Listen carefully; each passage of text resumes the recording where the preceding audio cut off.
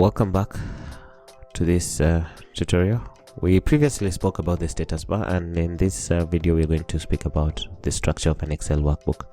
Previously we spoke about in introduction the Excel interface. Now we are going to speak about what Excel is made in core about. The first thing you need to know about Excel is the worksheet and the workbook. No need to cram, just know there is a worksheet and there is a workbook. I'll start with the worksheet. A worksheet is basically this item here. It's a tab. It's just different tabs of data that you have, and you can add as many as possible just clicking on the add button. Okay, so different worksheets, like from sheet 1 all the way to sheet 5, make up a workbook, and the workbook is called book 3.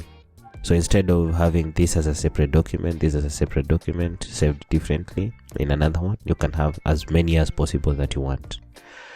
But word of caution, a collection of multiple sheets, as much as they make up a Microsoft workbook, remember Excel is capital intensive on your computer. So the more the number of worksheets that you have, the slower your machine is going to be, because it uses a lot of RAM to process all these things.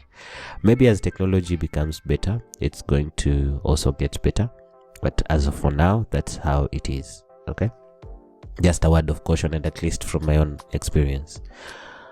So now that you understand what a worksheet is and how to deal with them, first of all, I had forgotten, this is how, so it gives you a generic name. Even if I delete sheet number 5, let's say delete, and this is how you access the options. You go to the sheet and right click. Okay, you'll get all the sheet options like rename, move or copy. We'll pass through this, no need for you to cram at this point. I'm just showing you generally what the structure of Excel is. If I delete sheet number 5 and I click on the add button, it still continues the numbering. Okay, so that's how you access and how Excel gives you the ability to add different sheets.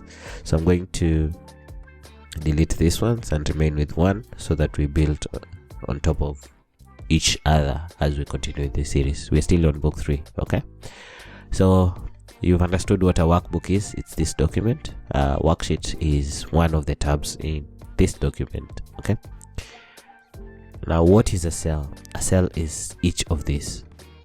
Okay, and cells are numbered based on columns and rows, so where they meet, like C6 as an example, here is the name C6. It just means column C, row 6. Okay, so that's the cell, and in each cell is where we write any information that we want. That's what a cell is. And then a cell range, as you're going to hear me referring to it, is a collection of cells highlighted together or put together. Okay, it doesn't have to be continuous like what I've shown you. It can be highlighted differently. Okay, like this. This is still a range of cells. Okay, now that you know what a cell range is, I have to highlight also this is a column and this is a row.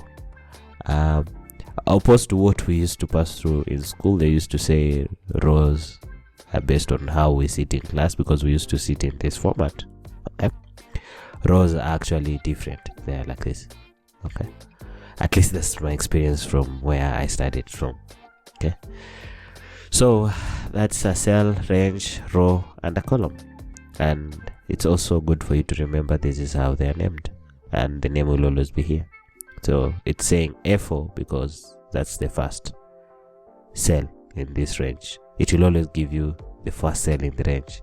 Even if I highlight like this, it tells me M5 because that's the first cell in the range.